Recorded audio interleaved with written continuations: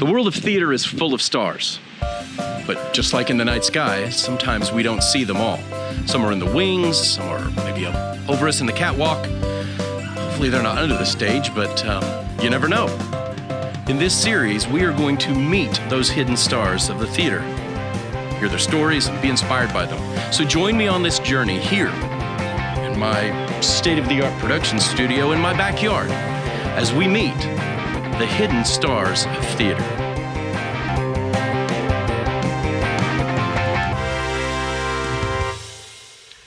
Hey everybody, welcome back to the Hidden Stars of Theater. It is your host, Jamie Davis. Welcome to my camper. It is always great to have you here.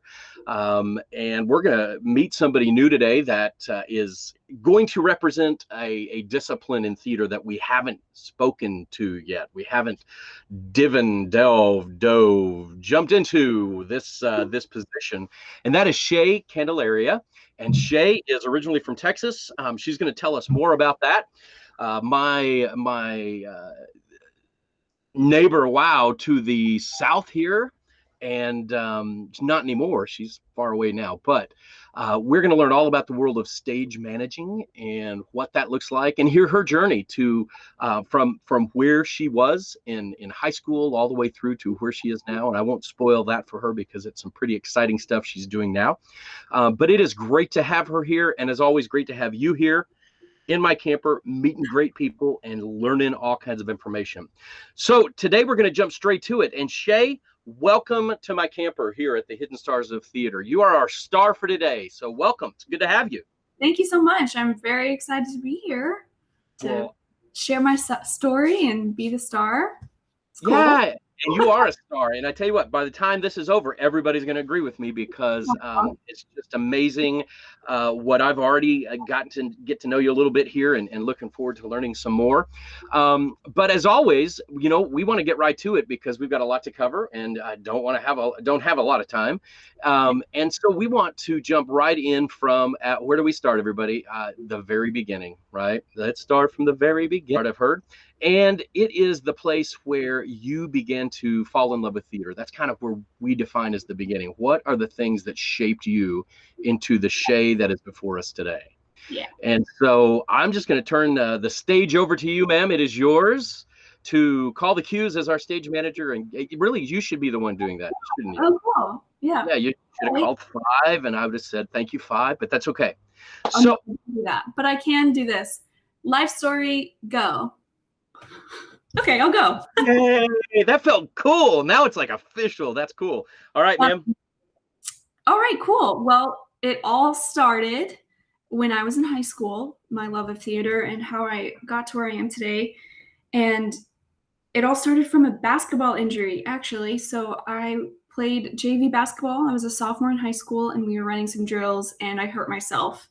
And I blew out my knee, and it was really painful and terrible, and it stopped me from playing for the rest of the season. And it was quite early in the year, so they had me pick another elective because I guess at my school they were also electives or something to do. And they encouraged me to do something new to fill the time slot instead of having to just sit and watch the other girls practice. So I chose theater, and it wasn't really a choice, more of such I ended up there because I wanted to audition for a play. So what I actually chose was, okay, I'll audition for this play. And it seemed really neat. It was called Sweet Nothings in My Ear. It's about a family going through a divorce and a custody battle, and the mother is deaf and the father can hear, and he wants their child, who is also deaf, to have a cochlear implant, and the mother doesn't. It's very heartwarming and heart-wrenching, and you don't know what it is, and look it up. It's pretty neat. And then half the actors sign, and the others don't, and I wanted to learn sign language and be in it, and it just felt like a cool, multi-layered way to join theater. And I kind of knew what theater was, or stage plays were. I suppose I was in a few things as a kindergartner, a little kid, and I kind of remember being on the stage, but your Christmas pageants and such. But it was my first real audition and first real foray into what it is, and I didn't get it, but they said, we need an assistant stage manager. Do you want to do that? And I said, what is that?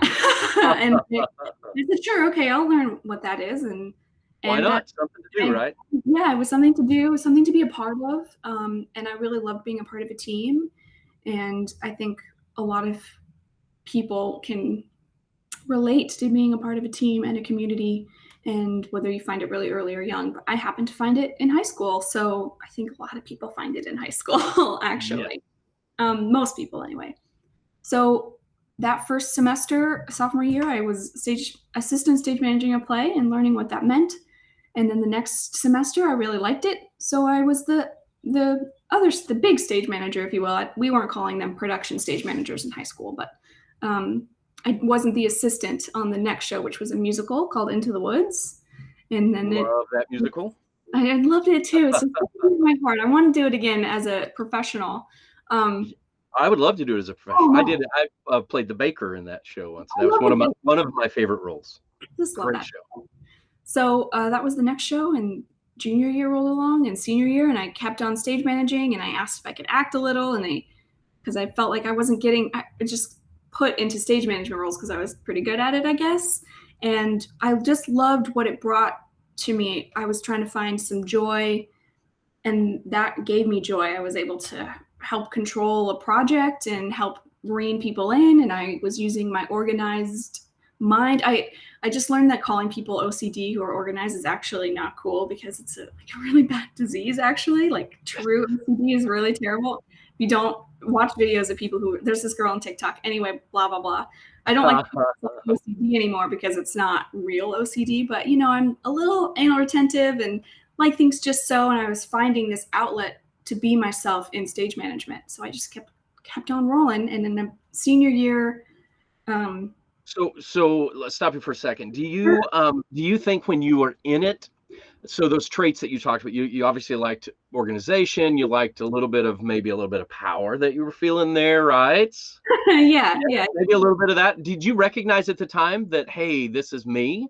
Or do you think it just kind of happened, and maybe now in retrospect, you look back and you think, wow, those were really things that I was. No wonder I liked it. Yeah, I think I did recognize it, because I believe, even looking back, but I think I had a handle on it back then, that I was filling a hole in my life that I wasn't getting from my home life.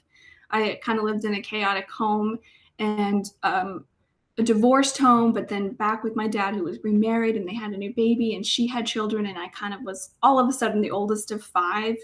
And then when I was just me and my sister before, and then my mom kind of left the picture, and I just felt a little directionless, and I didn't have a whole lot of structure when you think you would have structure in a home with that many people and 2 parents. But sometimes it doesn't actually happen that way. And I would go to my theater classes, and I'd get that from my theater teachers, and I'd get that from my projects and my assignments. And I was finding a little solace in this place where I wasn't getting it at home. And then it was a very hard thing to understand to that my super Texan family, who are all about sports and a little NASCAR and about Go Cowboys. And yeah, it was all go Cowboys fever and everything. But going to a theater play wasn't necessarily anything. I've never been to a show, but prior to that, I wasn't taken to a dance show or ballet or Christmas pageant. I wasn't taken to theater as a kid. I didn't know what the Tonys were until I was a junior in high school. So I didn't know what Broadway was until I was 16 years old. So it was a whole new world for you. Yeah, it was a brand new world. And then I say this lovingly, but like the theater geek girls, when Wicked came out in 2005, I was a senior. They were going nuts and singing it, and it's like, what's happening? What is this? And why are they singing this song? And what's the Gershwin Theater? I didn't know anything about Broadway at all, and I didn't know it could be a career.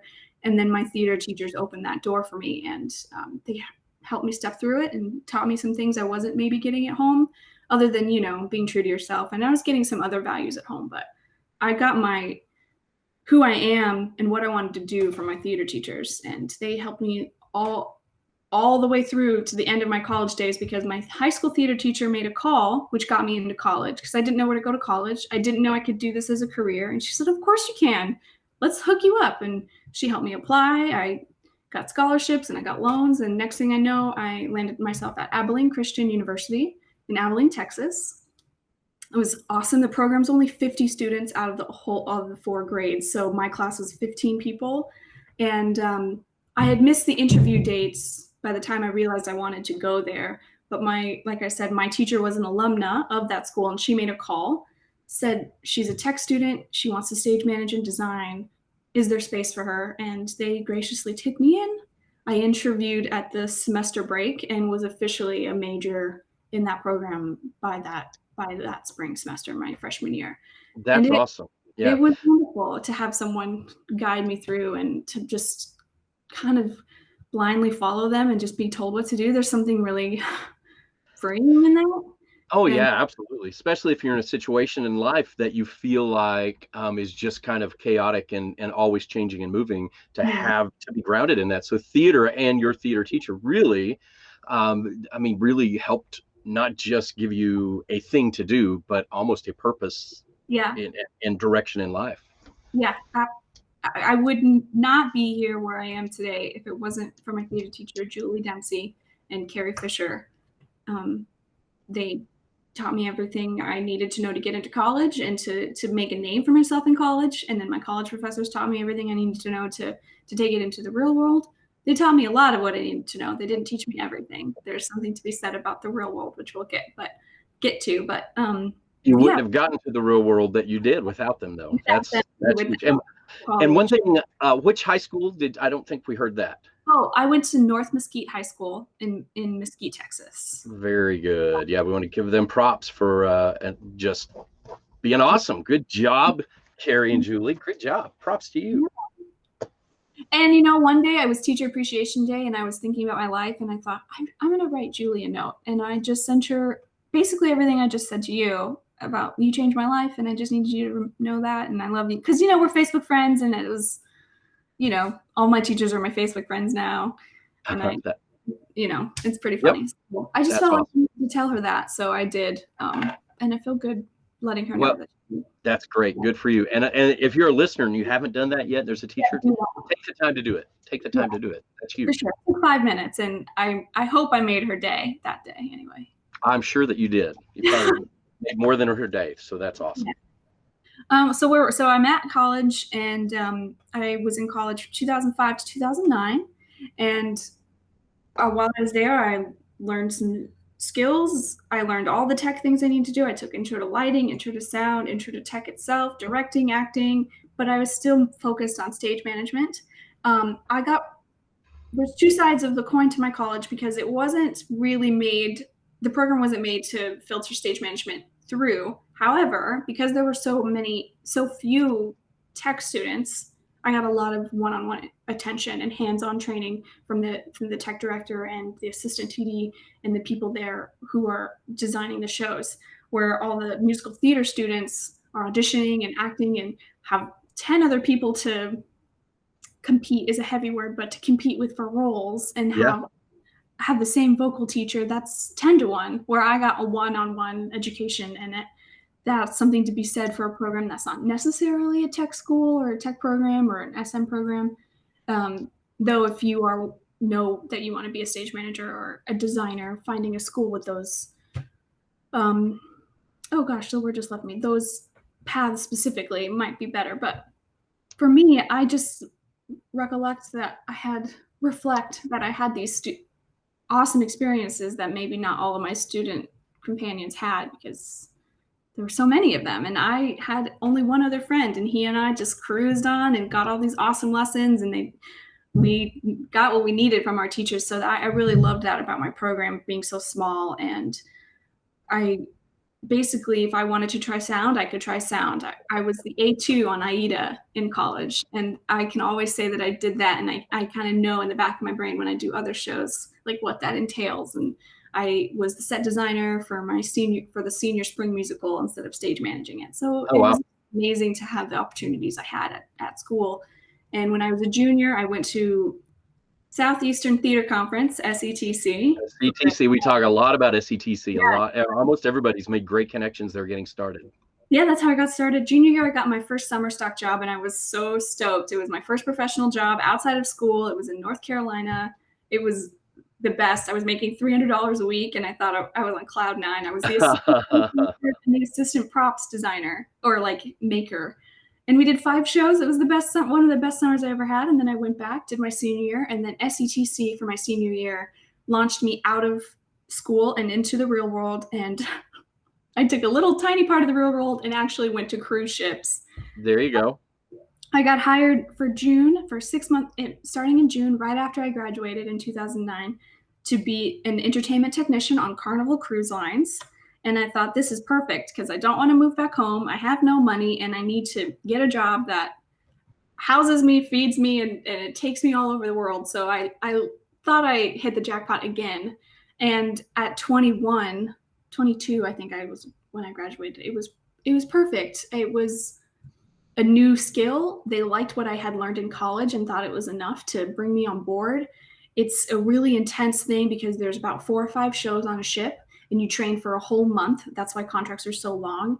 And I'm just grinning from ear to ear. I just graduated. I have an awesome job and I'm just going to jump in with 2 feet and save all the money I can and think about what I want after that. Because I really wasn't sure what I wanted. Do I go straight to New York? That's scary. I don't have any money saved. And like my professors were telling us how much money you need to go there, which is a lot.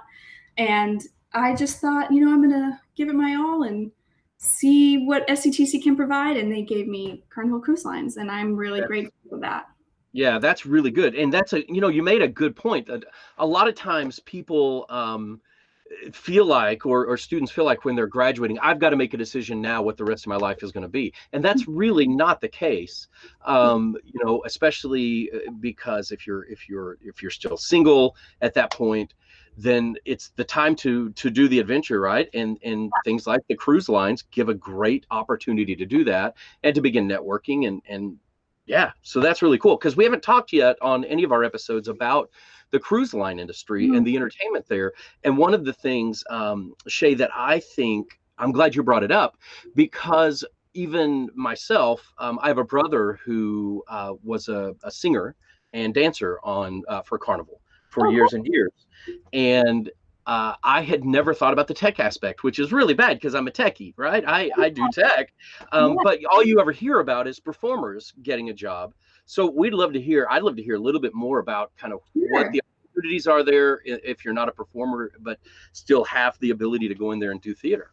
Oh my gosh. I think it's a great transition. One, it's a great transition into the I can hear myself not saying that very well. Real world. So there's a lot of people who stumble over those words when they get to that point in their life. The real world is hard. The real world is hard. I can't even. Great transition. And you learn so much because you're in this canned tuna ship, and there's amazing technology, and they want to teach it to you. And for my ship specifically, this was 10 years ago. Everybody, this was 10 years ago. So there were 4 technicians. I was the deck stage technician, which if you don't know what that means, it literally means floor. A deck, like in your auditorium where your set is, the flooring is called the deck. Sometimes you act on the plain floor, or sometimes you raise it up on platforms, and that's the deck. So run the deck means running the stage on its feet. So if that's just in case you didn't know what that meant. But there's a deck technician. There was an audio technician, a lighting technician, and a back lounge technician. So if anybody knows what a back boy is or back line, he or she is in charge of all the little lounges. If you've ever taken a cruise ship, there's many lounges, there's many spaces, there's 6 or 7 bands, or nowadays maybe not, but back then there was a calypso band, a piano man, a jazz quartet, all sorts of things. And that back lounge technician would just make sure that at each lounge their setup was all set up. That was silly. Their equipment was all set up, that they could play, that they were all ready to go live for the guests and the patrons that were walking around the ship.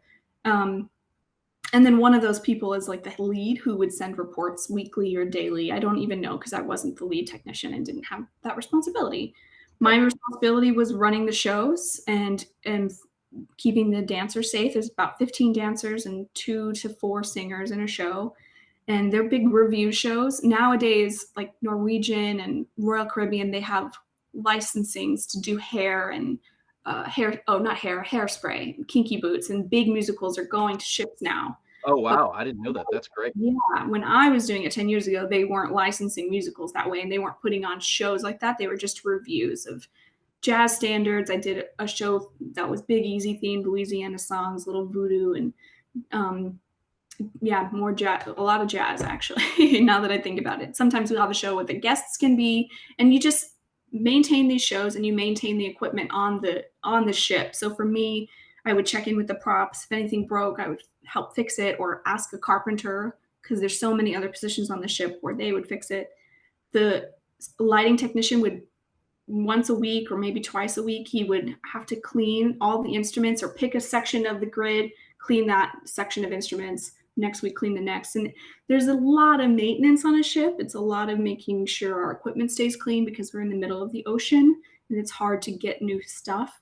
And salt water is tough on everything. Yeah, it's really tough. Oh my gosh, the rust on some of the monitors and speakers outside it's bananas. But a lot of the times it was clean the equipment, run the show, and then if we're in port and we are docked in Cabo San Lucas, we got the whole day off in Cabo San Lucas, because if we're docked in a city, there's no show because all the patrons are off.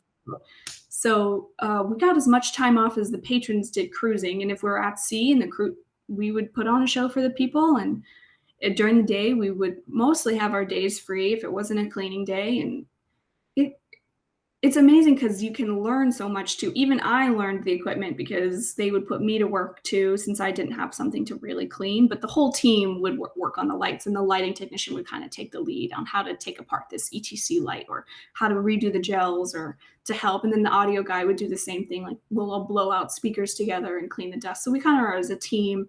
We do like 3 hours of work and then we have the rest of the day off if we didn't. Or we would have the whole day off and do a show that night for 45 minutes. So it was easy work, a lot to learn, a lot of awesome technology that I wasn't exposed to because I was only 20 and out of school. So the door was great, and the money was really decent because I didn't pay rent.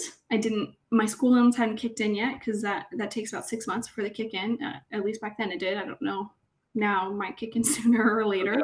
Yep. But and I didn't pay rent. I didn't pay for my food. I wore a uniform, so I didn't care about my clothing. There was nowhere to shop. And if I did go outside, it was to be on the beach. It was great. I did it for 18 months. So what you're saying is you weren't yet in the real world. I was not yet in the real world. It sounds wonderful. I'd kind of like to do some of that now. Yeah, for sure. Yeah, but so what would you say are maybe the top 2 or 3? Are there some things, that were just good that you came out of there not knowing before that set you up well for the future? Anything like that? Yeah, I know exactly what to say here. It's working with the team. So that was our team. I had no choice. They had no choice with me. We could be sour or salty. We could be nice to each other. We could be respectful to each other. Luckily, I had a great team who taught me a lot, and they took me under their wing because they had been there a long time and I was brand new. They always kind of razz newbies, but at some point that razzing stops and they really want to. Gotta have a little hazing. But they took me under, but I got to learn how to work with these people and adapt to them and then live with them, which set me up for my touring career that would happen about 3 years later.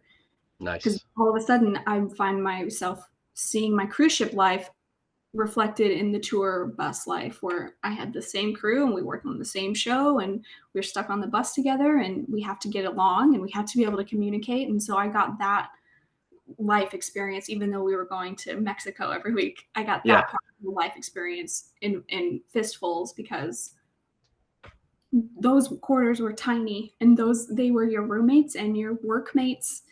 So to be able to live and work with the people, that's what I got. And I will say, just backing up, that it was a nice transition out of college if you're a little scared and don't know what to do, because that college dorm life and like the bubble of college is mimicked in a bubble of a cruise ship, or even going on tour right away, because you're kind of held by the company and you don't have to make every decision on your own. So I would say if you're a little trepidatious and want a little bit more coddling, which isn't a bad thing, I say that with love, then those kind of cruise ships or tours is a good way to start out, because you get to a little bit of life experience without all of it at once.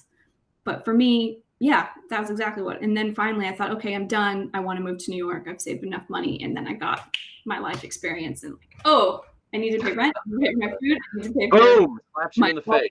It kind of in the face. I had a job going in through an alumni collection. connection. So connect with the alumni in your college and everybody you can meet who went more if you went to the same school as them. Just FYI, little nugget to hold on to. So I had a job going into New York because of that connection from ACU. She heard about me, thought I'd be good, and just gave me the job because I went to the same school as her. So it was a little handout, but I proved myself and got a job and was living in New York and being an assistant stage manager for an off-Broadway show. And I thought, wow, this is a real world all of a sudden. So, And did you have that already lined up before you moved there? yes, I did. It all, the dominoes fell very quickly. I got off the ship in October 2010, wanting to move in November. And I was going to spend the month researching everything I could and trying to find my way in the door. And then I got an email saying, are you in New York by chance? Because I have a ASM position for you if you want it. And I thought, holy man, yes, I want it. I'll be there.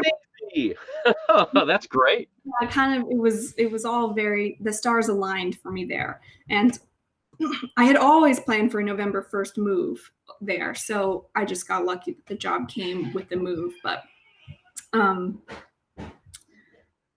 yeah, sorry, I lost my train of thought. Oh, that's all right. Well, and again, one of the things you mentioned, but we're going to keep mentioning it because it's one of the main things to remember if you're going to try to do a journey that includes this industry, and that is relationship. When you're a senior in college, you better be asking who's in New York if you're going to New York, who's on tour if you're going to go on tour, and don't wait to connect it when you're moving like you did. Make that connection before so that you're a step ahead of the next guy, because everybody's looking. I would say make connections faster. It's not always going to be lucky like that. As soon as I got there, I met up with her and had a coffee to say thank you and to keep that connection strong, to make sure she knew I appreciated her. I don't remember where she was working at the time, but my goal was to stay relevant in her mind because it was a connection.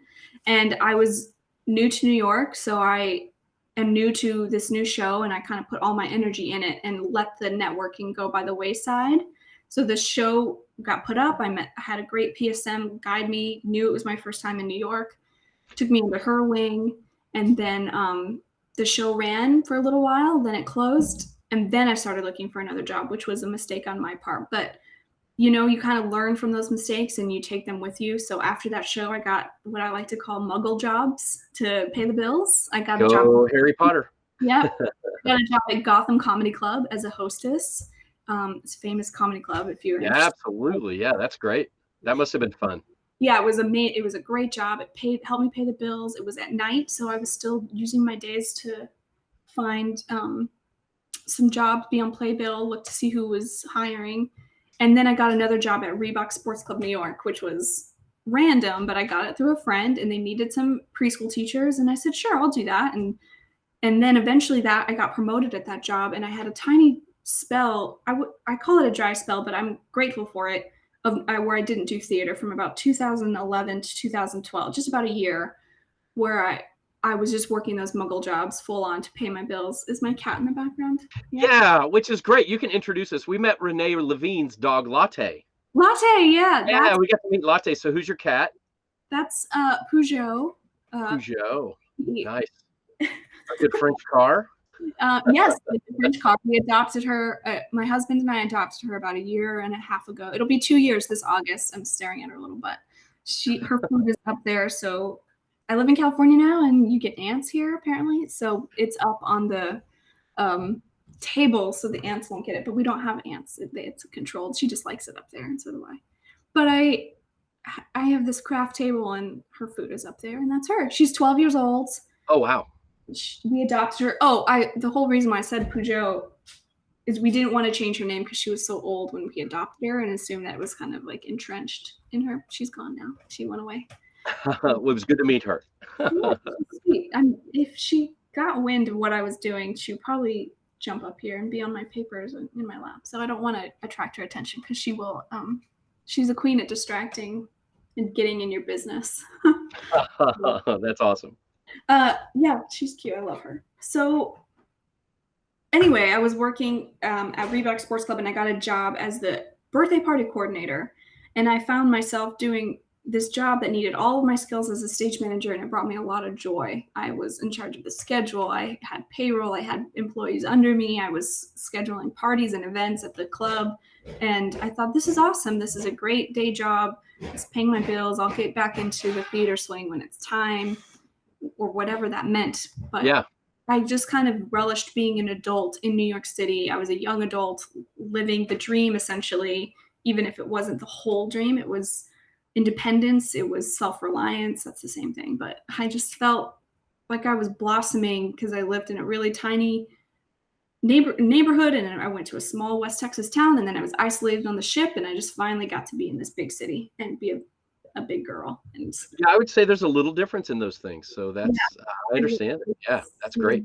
And the culture was amazing, and it wasn't a shock. I just embraced it. I think the culture on the ship helped me because there's so much culture, and there's people working from all over the world that you are just there. Everybody is from everywhere. There's 90 languages on a ship, so it's kind of amazing to get that culture just fresh.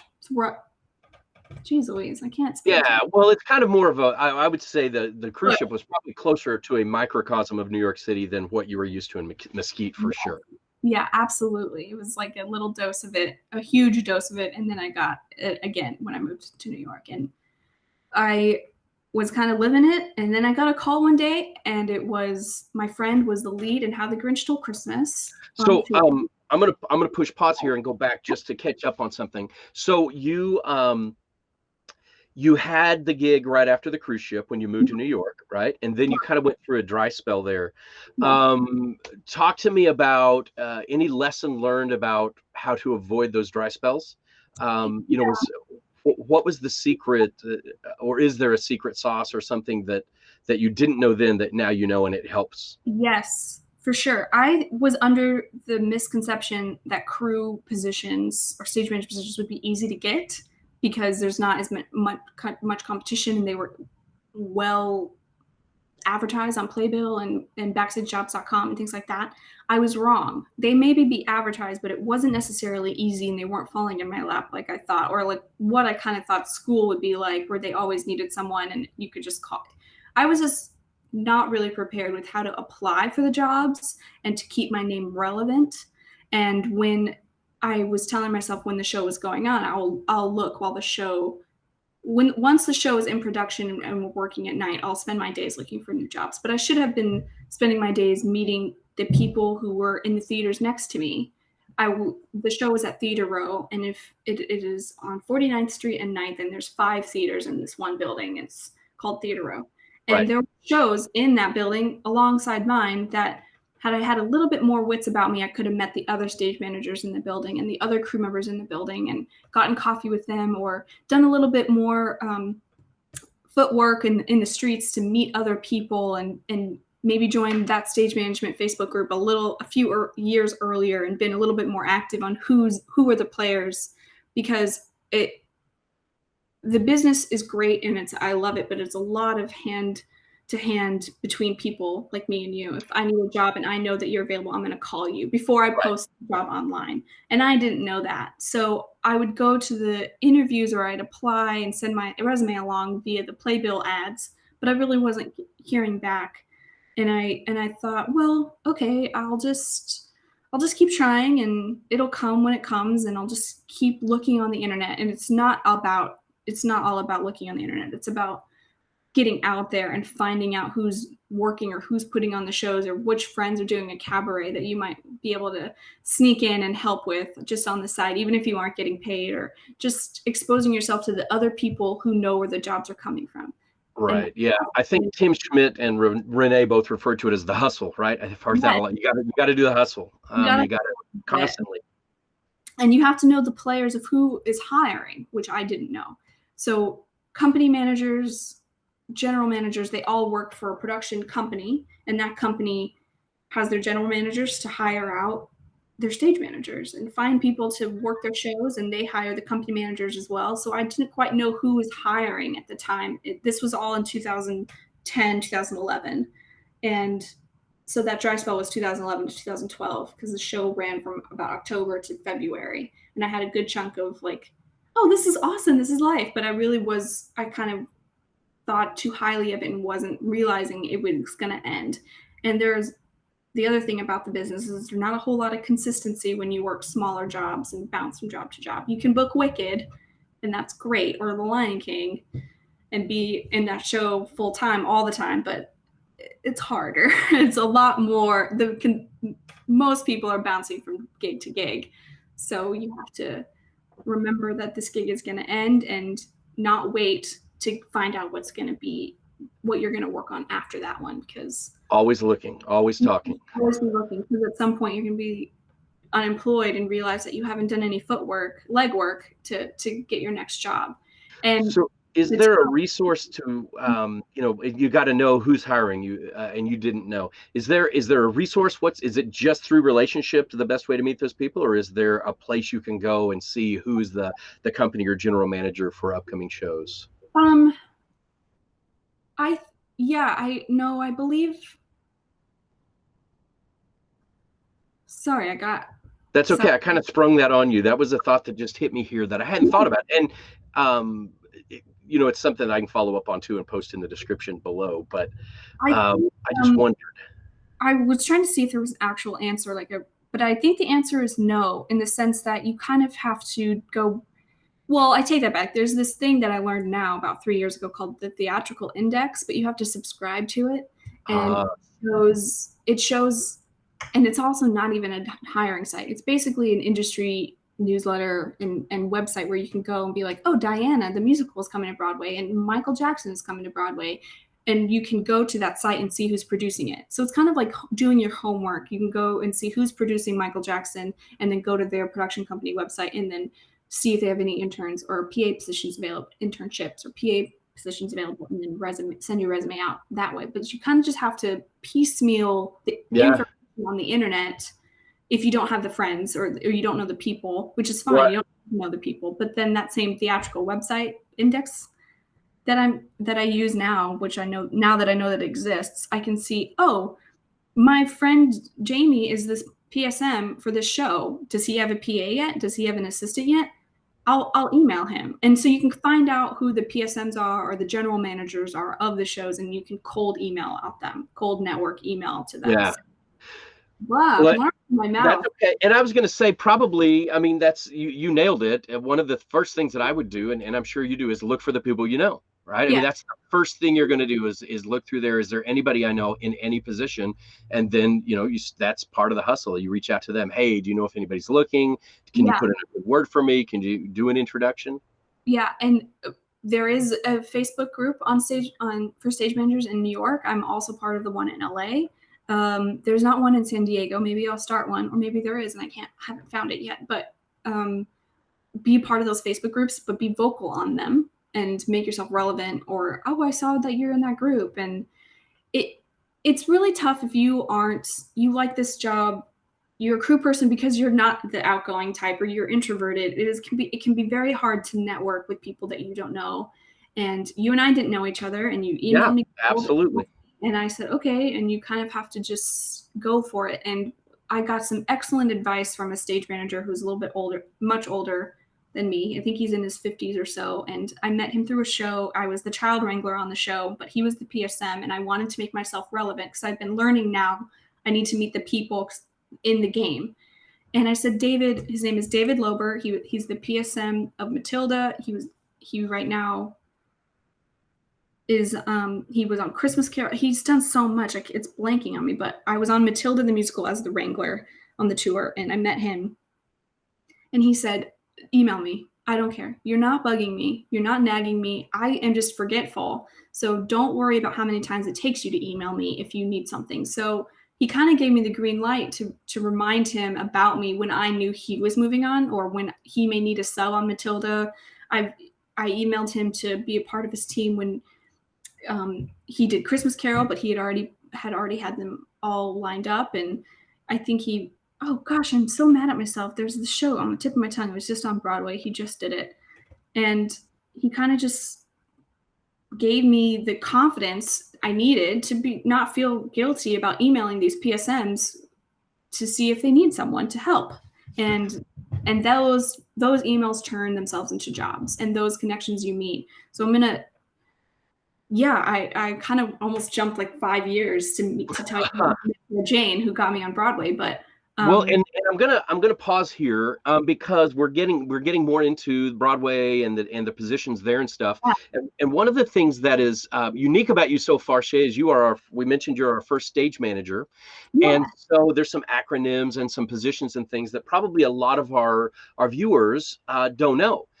Because when we talk about stage managers in high school and in college and even in community theater, it's maybe a little bit different than what it is in the professional world. And so I would love for you to be the one to represent your guild, and there you go, and kind of school us in the professional world of theater. What are the different levels of stage manager? What does PSM mean? ASM, PA, all of those wonderful letters, and who yeah. are they? What do they do? Okay, great. So first off, there's your production stage manager, and he or she is at the helm of the whole production. They, I mean, a stage manager in itself is responsible for making the entire production run smoothly on stage, backstage, throughout rehearsals.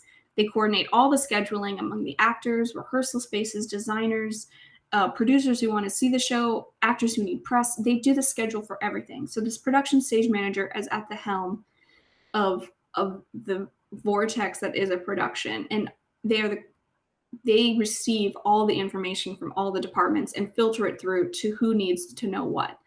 The director needs to know this because this is happening. Oh, he doesn't need to know that yet. I mean, they can make these kinds of decisions that help the production run smoothly.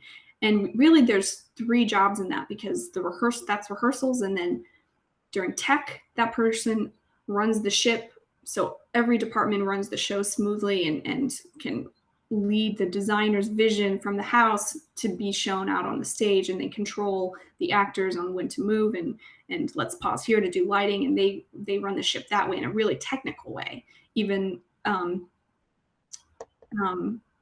to just make sure that the show gets put on its feet. And then once the director leaves and the show is running, they keep the artistic vision of the director and the administrative side of the show as a whole running then.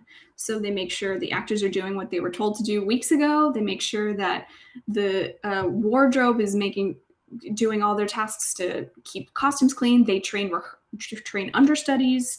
It's a huge job, and so that production stage manager can have sometimes one, two, three assistants depending on the cast size. So in equity, a play with less than 10 people only needs one assistant stage manager. I think even less than 15 people. So a production stage manager and their assistant stage manager. And that assistant does all the same stuff that I kind of just mentioned the production stage manager does, but on a smaller scale, in the sense that they don't make the big head honcho decisions, but they can help that PSM make them or remind them, oh, you can't do that because of this, or remember she has this. So they're just there to be a strong assistant to keep it all moving, because you can't do that job all alone. Right. And we make paperwork. The assistant stage manager does a lot of the paperwork footing to keep the show running backstage, to help the crew that comes in to learn the show, teaches them where props go, teaches them who's doing quick changes where, and where the blocking is all going to be. So I've been in rooms, I've been the assistant to a PSM who doesn't want me doing the blocking and they want to do it all, or has made me do all the blocking because they didn't want to do it. So it just kind of depends on who your PSM is, on what you end up doing in that rehearsal room. But my main goal always has been to help that person do the best job they can do, so the performance and the show can go off without a hitch. And even if that means eavesdropping on conversations and the director's talking right next to you, and you're on a break, you kind of don't look at your phone on this break. You're really kind of working on this break because you want to listen to hear what he says, to catch, like, oh, he's saying he wants to do this, and then you write that note down so they can hear it later. It's just about being everywhere, kind Yeah. of. So as the assistant, you are the second brain to the PSM. Yeah, and I love being the second brain. I love being a good assistant. I just recently got into MASH. Did you watch MASH? Love MASH. Yes, I, it's always been one of my favorite shows. I'm obsessed with Radar O'Reilly, and I Yeah.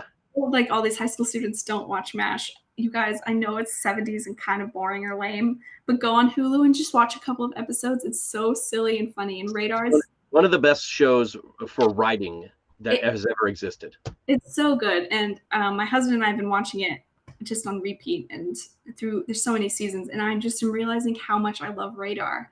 And I am Radar O'Reilly, and that's what I want to be. This colonel has this assistant named Radar, you guys, and as soon as the colonel says something, he's next to him. He's like, "Yes, sir," Yeah. and you need to sign this, or he'll have his orange juice ready for him before he even asks for it and even knows that's what he wants. It's just so. Which is why it's called Radar, because he knows what's going to happen before it happens. That's why yeah. That's a great analogy. I'd never thought about the fact that Radar O'Reilly was a stage manager of the 407 MASH. Very true. That's great. I just love watching Radar, and I just have a soft spot for him. So, as an assistant, you are the second brain keeping that stuff going. So I would imagine then that there's quite a tight relationship between a PSM and their assistants. And is that something that tends to carry over from job to job? In other words, do you align yourself and to the PSM? If they find somebody, they don't want to have to retrain them in their style every time, right? Absolutely. Absolutely. That was one of the things that made me realize it was a little harder to get in the first place, because as I mentioned, my new friend David already had a core of assistants that he took with him to every show. And every Broadway show I would go to, if you read the bios and you read the bio of the PSM and then the stage managers, you can see that a lot of the times it's the same show, at least once or twice. Even my bio has 2 shows in it, and they're the same 3 shows. And they're the same 3 shows that my mentor brought me in and made me her assistant for. So I could see the pattern that PSMs, if they had a team, they kept them.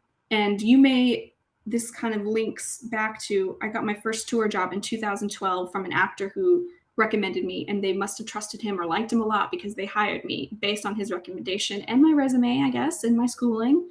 But like I said, I hadn't been working for a year, but they hired me, and I went out and I flew and I did this tour. It was How the Grinch Stole Christmas. And I kept that job because they hired me back for next year. So I may have been given a handout to start, but I proved my self, I showed my worth, and I went back in 2013 for the full length of the tour. They needed me for just 2 weeks in Detroit. That's exactly, and I think our very first thing on the Wall of Wisdom was when Jay said, "Be nice and do good work." And I think you nailed it. We talk a lot about the network and the importance of the network in order to get in, but the reality is once you get in, then you got to do the work, and you got to do the work well. So it's got to be a balance. For sure. And I always thought like, oh, well, my friend got me in, but he maybe got me in. But that company kept hiring me for 5 more years. A lot of my non-union, all of my touring was through them, almost all of it. And they just kept bringing me back. I did a show that went to Singapore, and they hired me for it. So I got to travel to. Oh, that's fun. I did an awesome one-nighter tour where I got to learn the ins and outs of, coming in one day, setting it all up, doing the show, breaking it all down, going to another city the next day and doing it all over. It sounds crazy, but it's doable, and tours do it every single day, did do it every single day. And I got to try that kind of touring, and I kept getting rehired from this company. It was called Big League Productions. And I did, Grinch, Singapore, Christmas Story. I did 5 shows for this company over wow. They must have really liked you. To 2015, and then 2016, and then I left for 2 years, and then they did an equity version of How the Grinch Stole Christmas. So I had left the company for 2 years to go equity because I came equity, and they mostly did non-equity shows, and they were doing an equity version of How the Grinch Stole Christmas, and I was equity now, and they were doing it. So I called them up, and I said, are these positions available? And one of them was, and I got hired for it. And now I get to be back with that original company that showed me the way of touring and play with the big boys, essentially, in a whole other field. And we played Madison Square Garden. Oh, and wow. Huge feeling to know that I started in 2012 with them without my equity card, with no touring experience. And now I'm back again 6 years later with them. So let's pause right there and talk about equity, because until now, everybody that we have talked to has been IATSE, right? Okay. primarily been stagehands and things, but as a stage manager, because I know most people have heard of equity, Mhm. but they relate it to actors and performers. And so you're a little unique in that at your backstage, but it is an equity role, correct? Yes. So talk a little bit about that if you would. Sure. From my understanding, it's actors were indoctrinated at first. It first started as an actors union, but then they realized that stage manager and actors work so closely together that the stage manager should be in there with them, controlling as the controllers of the schedule. And scheduling and the protection of everybody's time is a main fundamental, a pillar of the union. So that is why those two marry, though you may not think that they would. But as the controllers of the time and schedule, we make sure that everyone's time is being respected and the rules are laid out, and we keep that union kind of rolling so everyone, I just said it, but everyone is protected. And equity and IATSE and the musicians union, we're all supposed to work in harmony, which most of the time we do, to keep everybody's rules sacred and work together as a team. And when I was first starting out, I was not equity, and I've done amazing shows, and I've brought the best of myself to all of those shows, even though I wasn't. But I knew that there was another level I needed to get to, and one of those biggest levels was the health insurance and creating some savings and some IRAs for myself, and like being a little bit more grown up at the time. And so I was striving very hard to join the union in order to have more security in payment. I don't believe, it is my opinion, that those shows, if you see a non-equity SpongeBob SquarePants in your hometown, it's going to be just as good as if you go to see the equity version on Broadway, because those people are passionate about what they do, whether they're a card carrying union member or not. They're just so happy to have a job, and they're going to bring their best foot forward, just if it were a union show. That's my opinion, but that's because I did non-union touring for a long time. Yeah, Now, well, the reality is every union person was once non-union, yeah, for sure. and And you now got to that start somewhere. I'm That's a proud fine. union member, and you can get your union card in two ways, two or three ways. You can join in from another, like if you're SAG after, you can join in with so many points.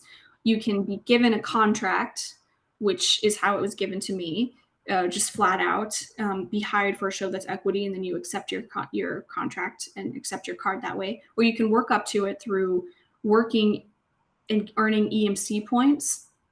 And I equity something. I don't know what EMC stands for. I'm sorry. I didn't have to work. I never worked for them. Yeah, no problem.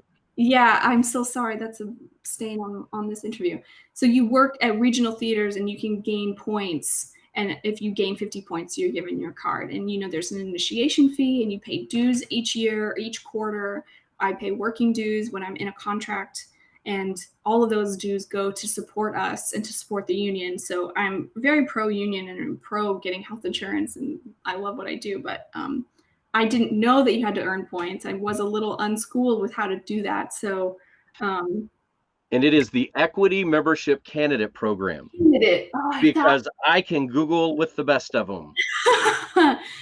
equity membership candidate, EMC. And actors work towards EMC points as well. It's the same for actors. They also have to earn points to get their card, or they can book a show that gives them a card. So, And you can do that regionally. I know that's not just a New York thing. Students need to know well, that. I know here in Oklahoma, I've got a lot of friends working in Tulsa and Oklahoma City on the EMC program, working towards becoming equity. yeah, it's funny that you say it like that, because I was going to say it's mostly regional. Don't worry about New York theaters. Go and like work at your theaters in your hometown when you're a high school kid or in your college. Like if I had known that, I could have been doing EMC work in Abilene or in Dallas on my summers, because I didn't know any of that.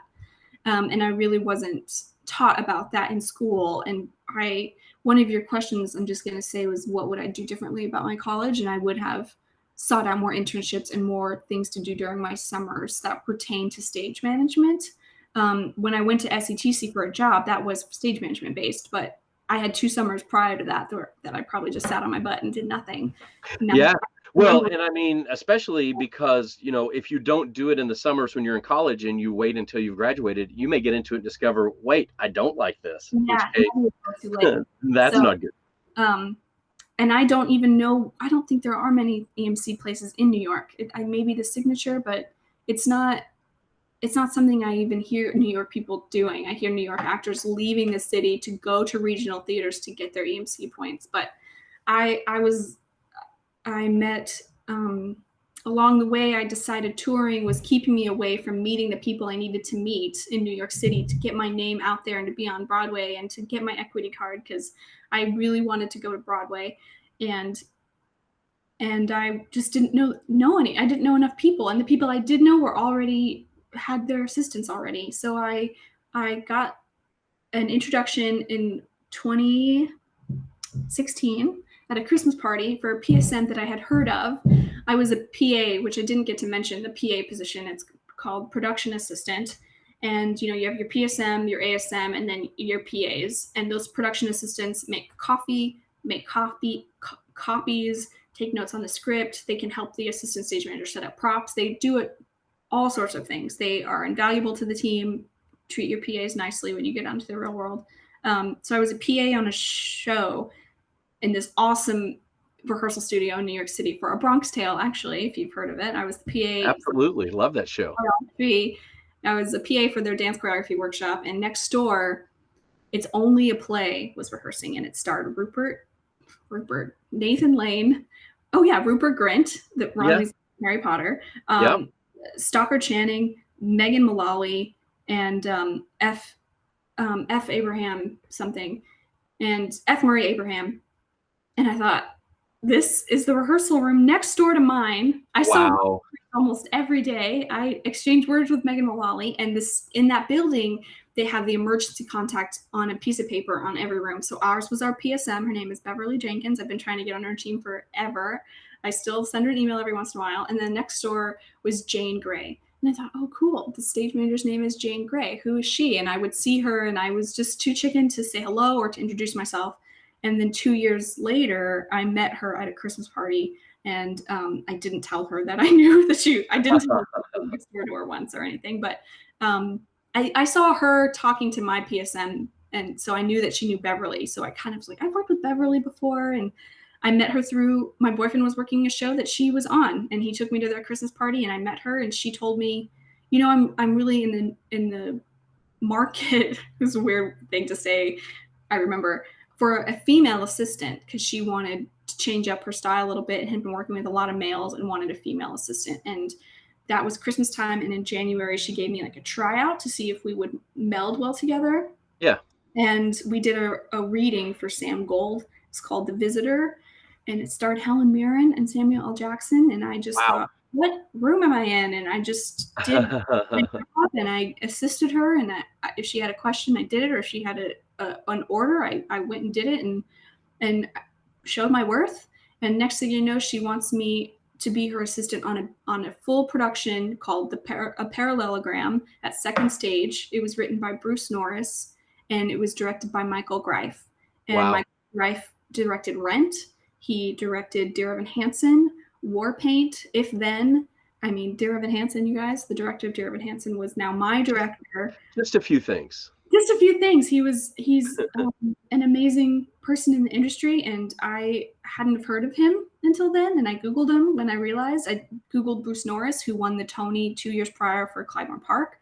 And now he was the author of this play. And Jane's like, come and be my assistant, and this will get you your equity card, because she knew I was non-equity, and that was a goal. And she liked me and wanted to help me get this thing.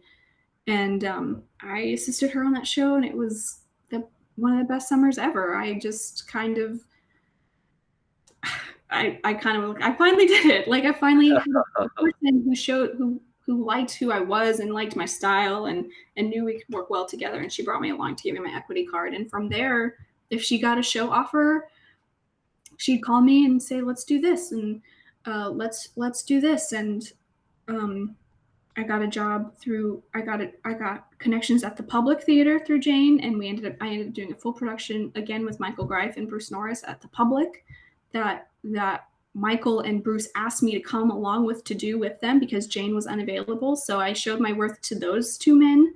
And even though I was already the assistant, that theater company said, okay, we'll have the assistant and we'll just hire the PSM and let them know that this is who they have to work with, which is not Instead of allowing them to take, because normally they get to bring in who they want to work with, right? I would have lost that job because Jane couldn't have done it, but that wasn't the case, and that was because of me, not because of whatever handouts or lucky breaks I got. Yeah, you earned that. That's absolutely right.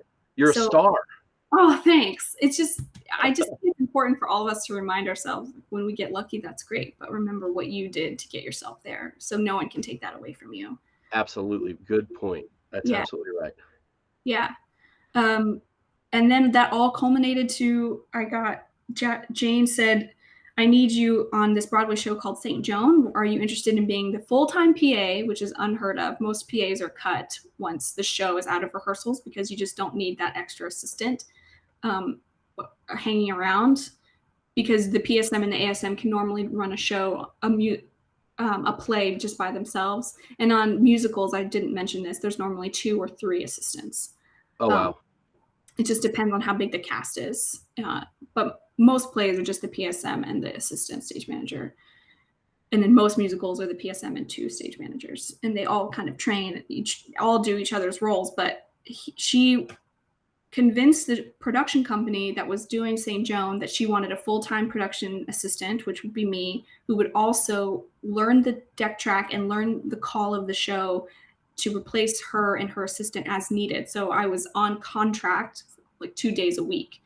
So every other day I would get paid lower PA pay and not be on contract. And then 2 days a week I'd be on the equity contract of the stage manager pay and like be part of the team. I was a part of the team. I shouldn't air quote that. I was a part of the team the whole week, but different pay scales for different jobs, which is, I don't think very common. I haven't heard a lot of people do that. So eventually Jane, she did that because she had to leave the show and she wanted the right training and the right people to take over her show once she left. That's smart. Yeah. She left and the ASM bumped up to the PSM and then the PA bumped up to I was a PA and I bumped up to the ASM and we did that for 2 weeks and then the show closed. Oh, no.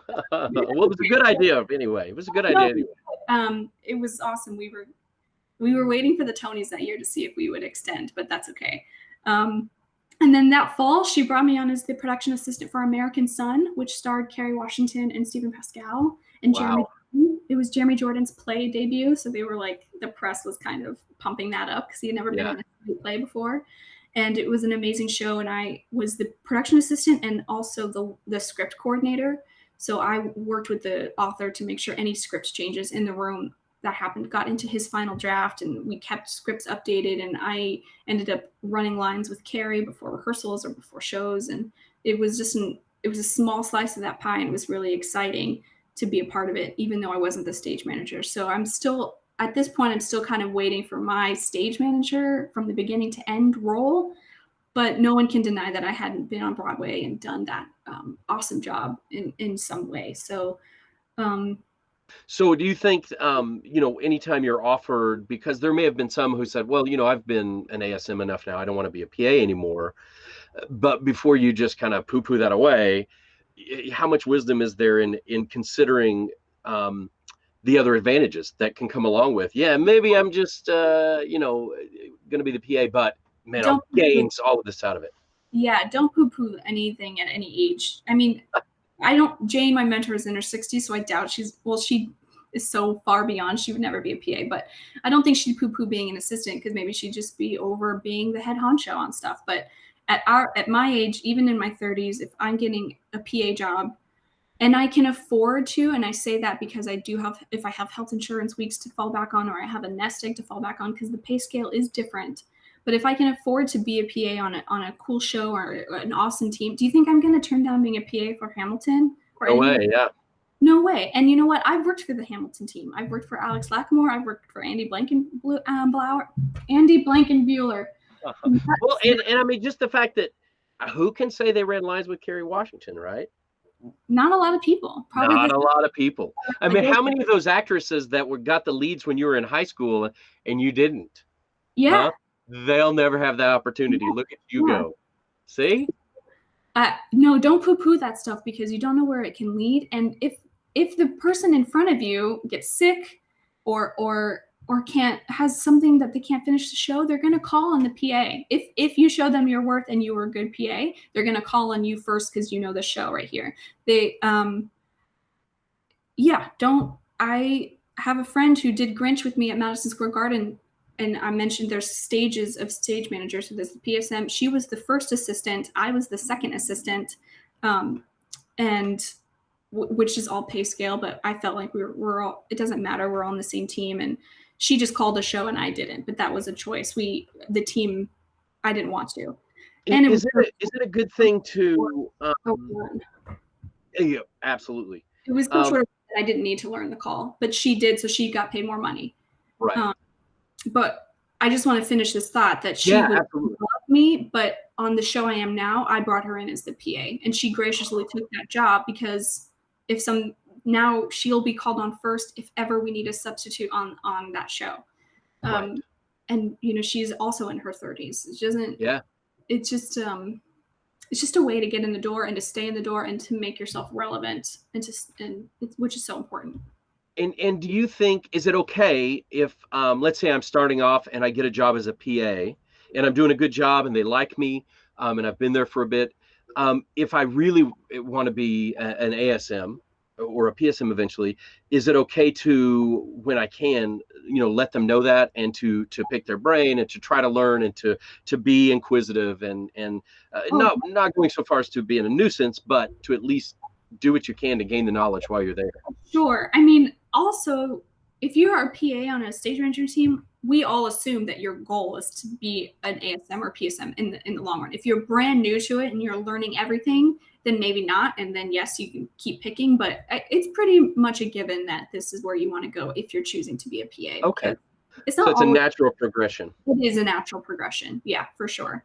And if you're starting out and learning about something and you want to be a PA, then I would say listen to everything, be open to everything. Don't question what you're doing and just do it, because you don't really have any background information to question. If something sounds weird or silly, or like, why do I have to make this coffee? You can't just do it. Don't make that coffee. If your actors in the golden rule is take the note, just take the job, just take the task and do that task as best as you can. And then maybe be like, so what was the purpose of organizing these props in this way? Or what was the purpose of that spreadsheet? Because it feels redundant. Even I feel like I'm doing redundant paperwork, but you don't know what it's for or who it's going to help better than you. And our job is to serve the show. So that's all I'm going to say on that. But if you don't know anything and it's your first try, just do the task and try to absorb everything. Everything is a lesson when you're with people who are in their careers far above you. Even for me, every lesson I learned from Jane and all the PSMs before her that taught me to get me where I am, I just soak it up like a sponge and hope to put it out in my own way. Or I had one PSM, it was actually for Grinch. It was my friend Carolyn and this guy named Richard. And he's like, you guys, I've learned something. When we tell each other stuff, I'd like to avoid using the phrase, I know, like, oh, don't, the Grinch has blah, blah, blah. And your natural response would be, oh, I know. Yeah. Okay. That's fine that you know that, but I'm not telling you because I don't think you know it. It's a thing. He explained it so eloquently 3 years ago when I heard it, but it was just a tool to use to respect the team and respect the knowledge and all of the information that was going out. Because what if you didn't know that? And you can be like, oh, great, that's awesome. Or if you did know it, the reminder is awesome. Oh, thanks for that reminder. It was just a way to respect us without ever feeling, oh God, I know. Why do you keep telling me that? I mean, I know how to do my job. I know.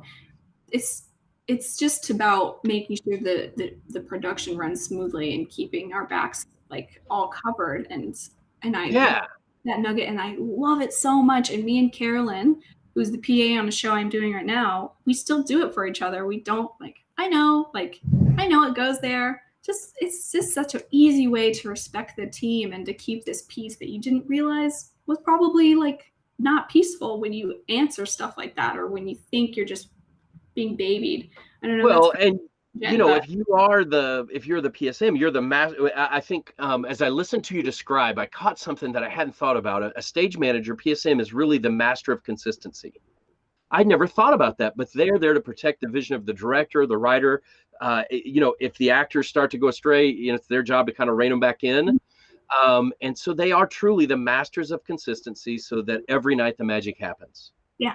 And that's huge. And so if you're the master of consistency, you can't assume that they know. Yeah. No, you Right. can't. That's it. And so if they're telling me that's their job, why would I question them? Hey, that's great. Absolutely. Thank you for reminding me. Even if I did know, that's wonderful. I institute that in my shows here. No, I love that you just filled in the holes. Like, you kind of understood where I was going to fill in the holes in my explanation, because that's totally right. Like, that's part of it too. Yeah. Well, it made perfect sense. It made perfect sense, and it's really wise. So that's great. Yeah. That's cool. It was cool. an awesome team. And so I learned that from that team, and then I can take it to other teams in the future. So it's all about just working with these people and absorbing the knowledge and information you can, to use it for your own craft. And it's your craft, and if you want to be passionate about it, then yeah, it's just amazing what you can learn from everybody you work with. And the real world is so much schooling out there, so much information to be had, and to learn from it. It's your responsibility to soak it in and, like, always be learning. Yeah. And always be teaching. Yeah. Both.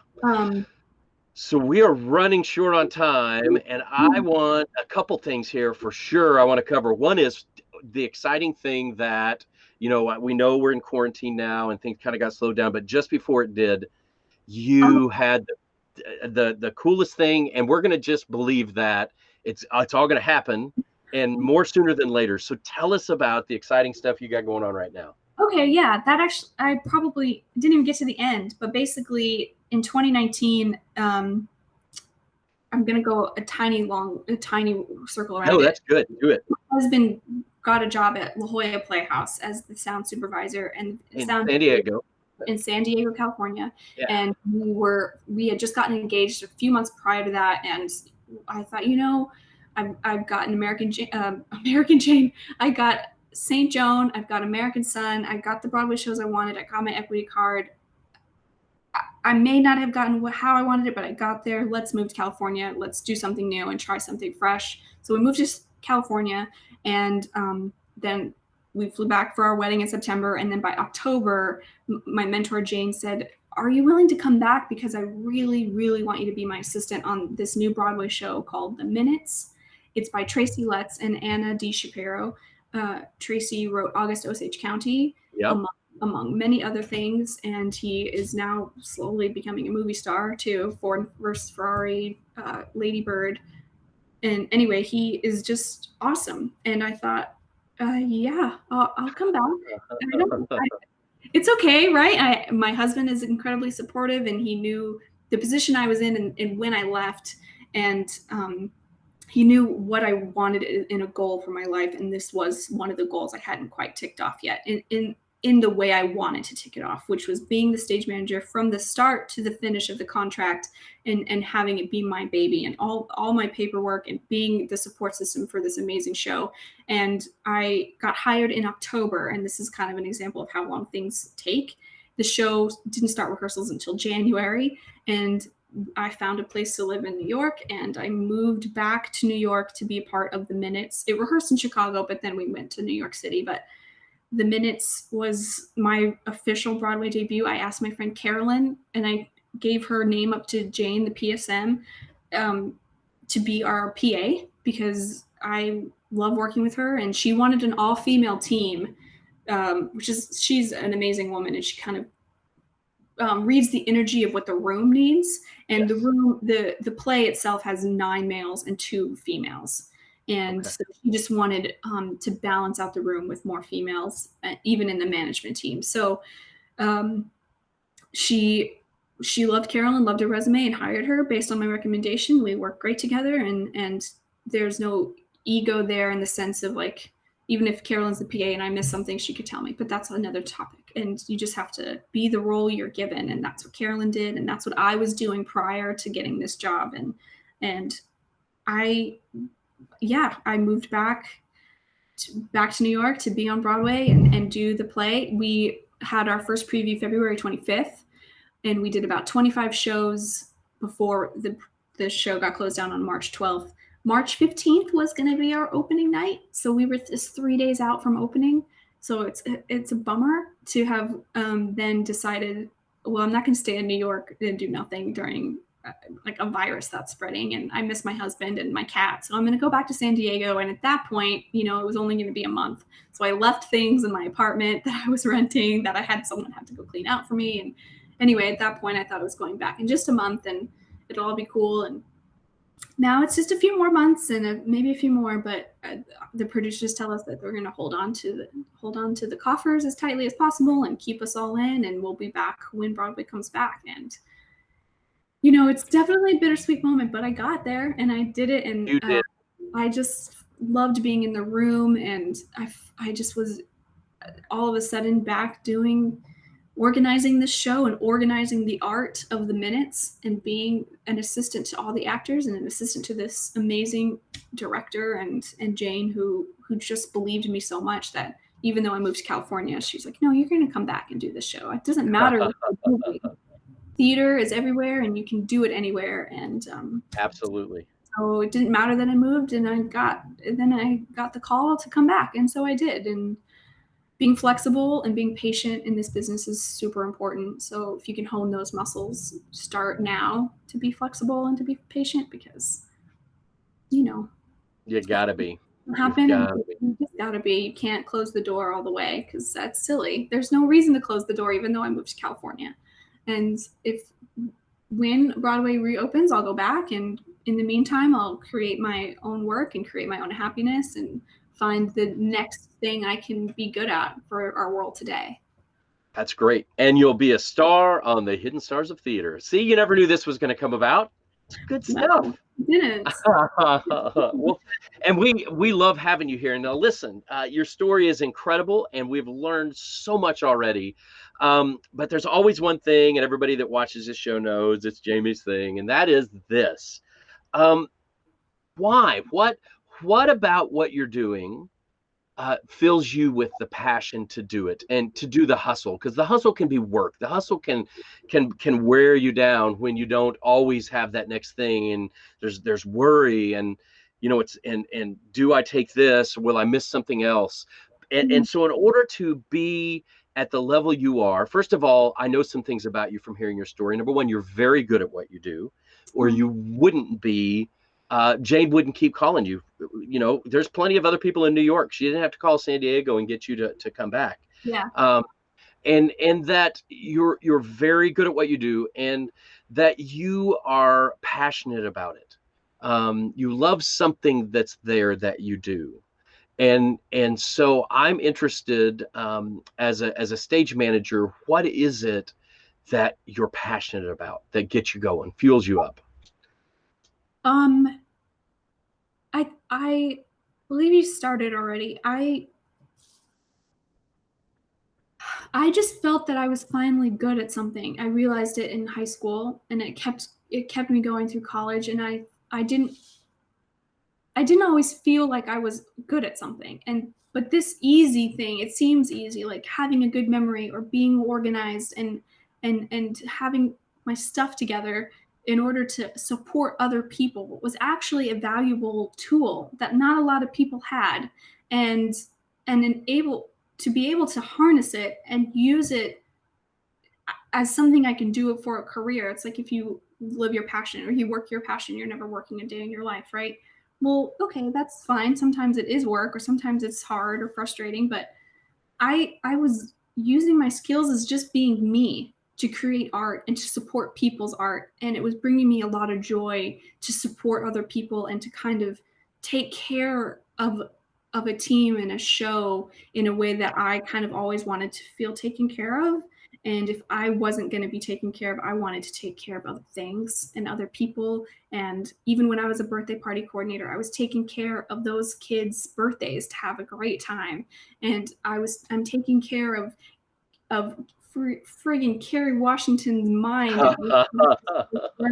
lines, and I'm taking care of Michael Greif's baby and Bruce Norris's baby, and I'm taking care of Jane's stress levels in order to make her a better stage manager, and in turn it made me a better stage manager. And I think that passion of being able to use who I am in essence to make money, to make a living, and to make art. On top of that, I get to, on top of all of that part, I'm also making art that brings joy to a lot of other people too. I may not like the art all the time, but sometimes the art's amazing, and it doesn't matter. It could be good art or bad art or simple art or nothing. Just being able to be myself and work with other people, I realized as I was thinking about this question, that's really my passion. And I got so lucky that I didn't have to. I think sometimes, am I lazy that I didn't learn a better trade, or that I didn't really dig deep into engineering or calculus or software engineering, or like put my mind to a trade, that's really the best word, or another vocation. And I think, well, that wasn't my path. And if that had been my path, or if I didn't get joy out of just being me or making paperwork, because there's a lot of paperwork and there's a lot of just making contacts and a lot of, oh, brother. Did you hear that? Did I say, oh, brother? And I completely. Yeah, you're good. No, you're good. You're in. And it's distracting. Said about it. I didn't realize that the passion was being able to just use my own skills to help. And data entry can be boring for some people, but I kind of like it. There's some zen in it, and there's just all these parts of the puzzle to be a stage manager, and I get to use all of them and hone new things. And I hope that I answered something about it, because it just, you nailed it. No, you nailed it. Listen, here's the deal. I don't know. Sometimes it burns brighter than others. Other times, and that's true about everything in life for all of us. But the truth is, you love to serve. I've heard you use this phrase several times. You love to serve the show. Yeah. And that's it. You are very much a servant at heart, and love to do the things that people don't see, that if we didn't have you and all of the Shaes in our world, then the shows would fall apart.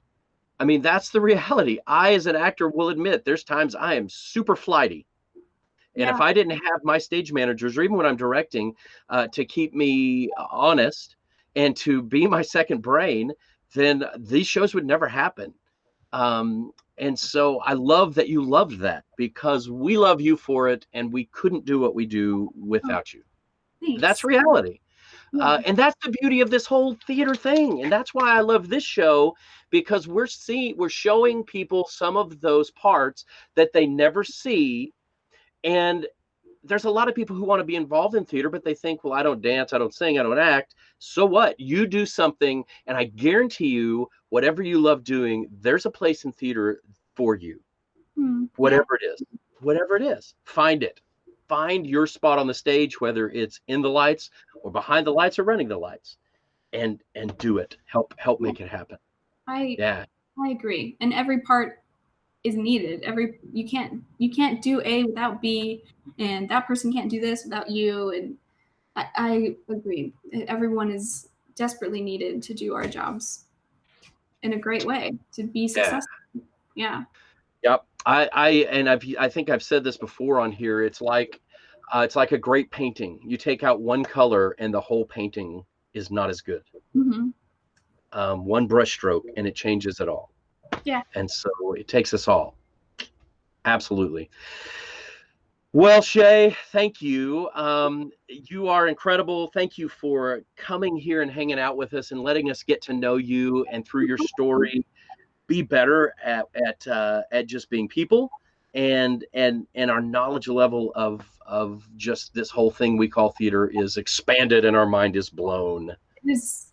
Oh, good. I'm so glad. I want to say that if anyone is curious about another section that I didn't actually get to talk about, or I realized I probably missed a bunch, then I'm here. I am happy to be a resource for anyone who's interested or has questions, and get my information from the teachers and Jamie, and I'm happy to help young people figure out what they want to do, or answer silly questions about, like, what's it like living on a bus with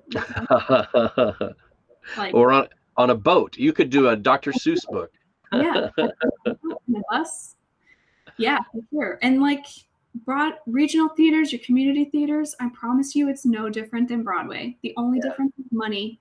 And there's a lot of it in New York, but that doesn't mean your productions aren't just as awesome. And they are run the exact same way. Everything is almost it's amazing how the running of theater in every department it's the same. Even my husband's like, oh yeah, when he finally made his Broadway, he says, this is the same as the tour. I'm like, yeah, it's all awesome. It's just, it's a great way to think that your productions are just as well managed and well thought of and loved as much as any other show on Broadway. So yeah, and your audiences are just as moved.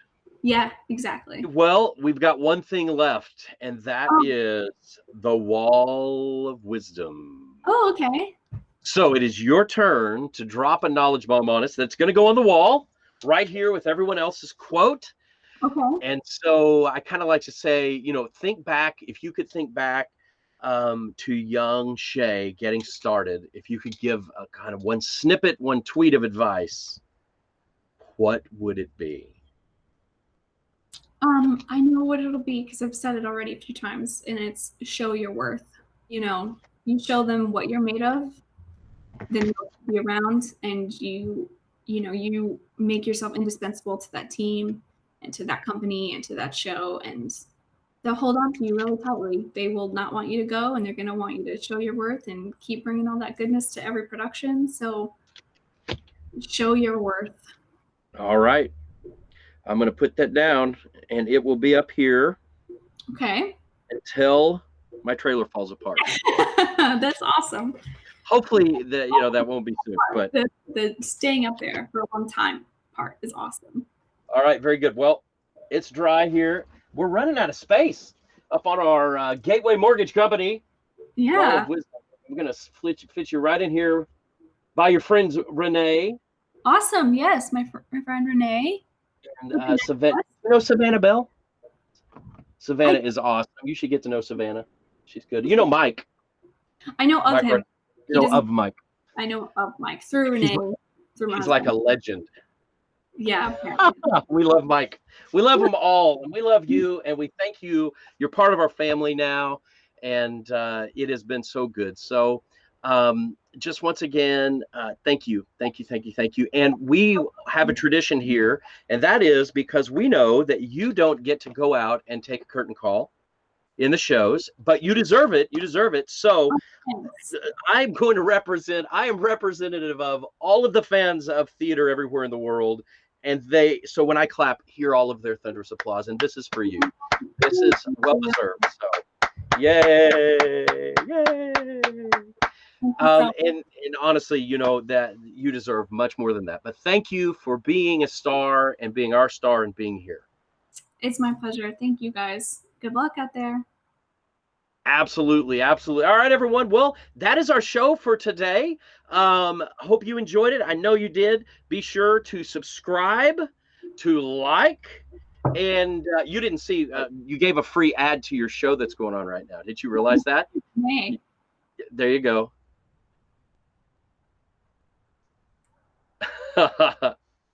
Sweet. All righty. Well, guys, thank you. We will see you all next time right here on the Hidden Stars of Theater. Love you. Be good and make some art.